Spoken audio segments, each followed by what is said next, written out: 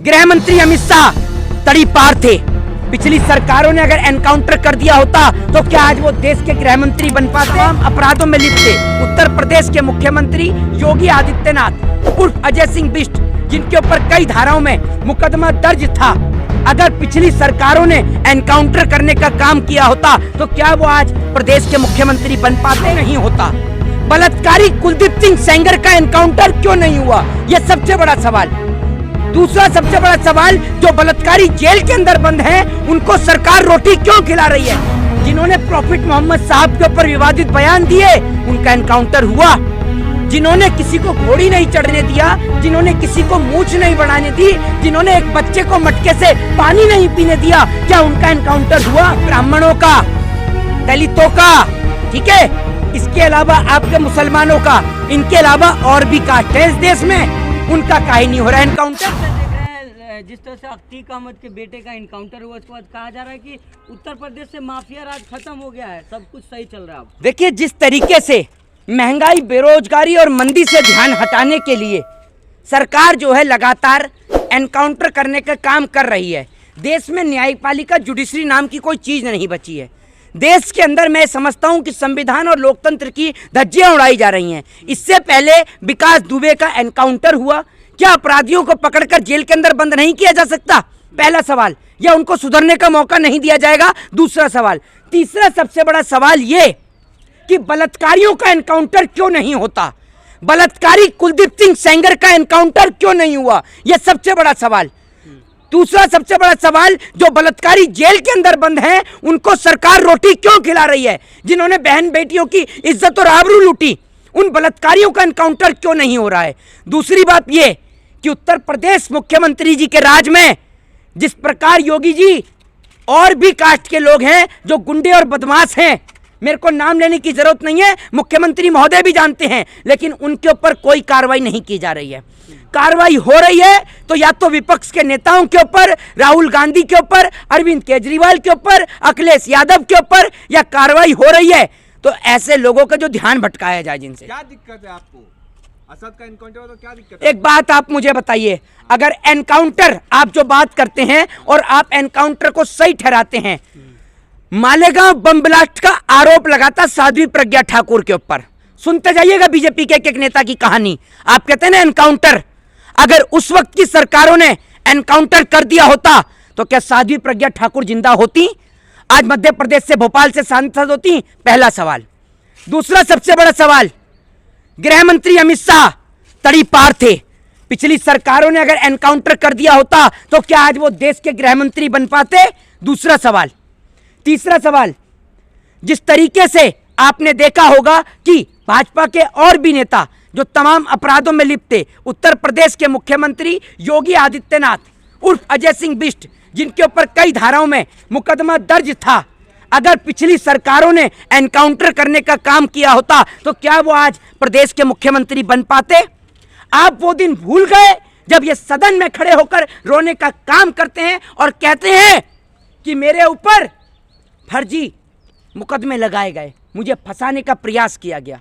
तो मैं ये कहता हूं कि आप ये जो एनकाउंटर कर रहे हैं, अगर एनकाउंटर ही सब चीजों का समाधान है, अगर पिछली सरकारों ने एनकाउंटर करने का काम किया होता तो आज जो नेता, मंत्री, सांसद और गृह मंत्री बन के बैठे हैं वो आज अपने पदों पर नहीं होते। एक सबसे बड़ा सवाल, जिसने किसानों के ऊपर गाड़ी चढ़ाई, अजय मिश्रा टैनी का बेटा, क्या उसका एनकाउंटर हुआ? उसने तो किसान पे गाड़ी चढ़ाई, जो लोगों का पेट भरने का काम कर रहा है, जो लोगों का पालनहार है, क्या उसका एनकाउंटर हुआ? ये बताइए ना आप मुझे। इतने बड़े बड़े दोषी हैं जो उनका एनकाउंटर हुआ? जिन्होंने प्रॉफिट मोहम्मद साहब के ऊपर विवादित बयान दिए, उनका एनकाउंटर हुआ?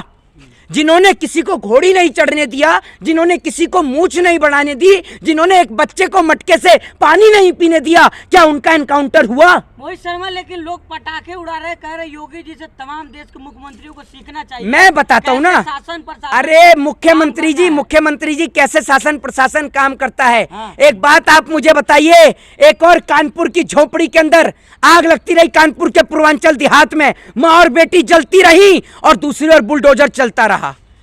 एक और हाथरस में बेटी के सबको रातों रात जला दिया गया, क्या प्रदेश के मुख्यमंत्री ने उनका एनकाउंटर कराया?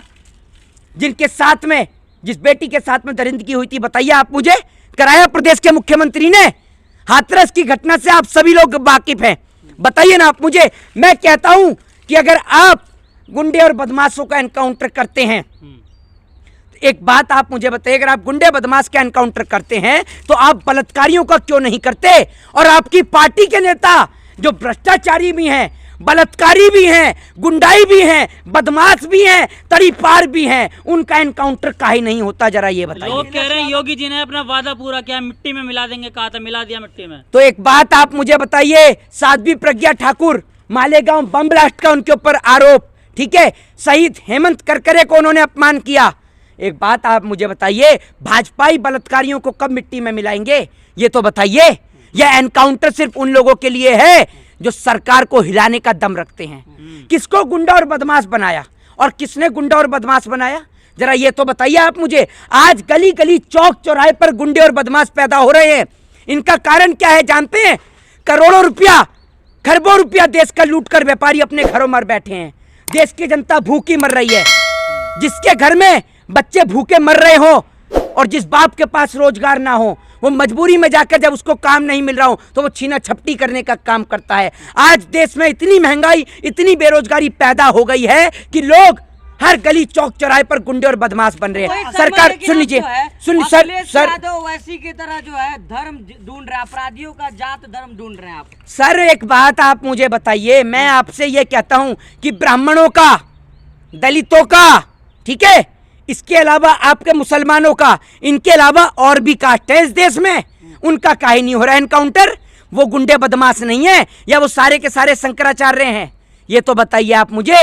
एक व्यक्ति देश में खुलेआम जहर घोलता है, किसी को कट्टा और पिस्टल दिखाता है, हैं? एक व्यक्ति सरेआम फायरिंग को बंदूकें लहराता है, उसका कुछ नहीं होता? जरा बताइए आप मुझे, ना कोई कार्रवाई होती है। आप भी कह रहे हैं क्या फेक एनकाउंटर है आपका? किसमें? अखिलेश यादव जैसे कह रहे हैं। भाई साहब एक बात आप मुझे बताइए, जो आप ये देखिए कि गोली चलती है और उसके हाथ से असला भी नहीं छूटता।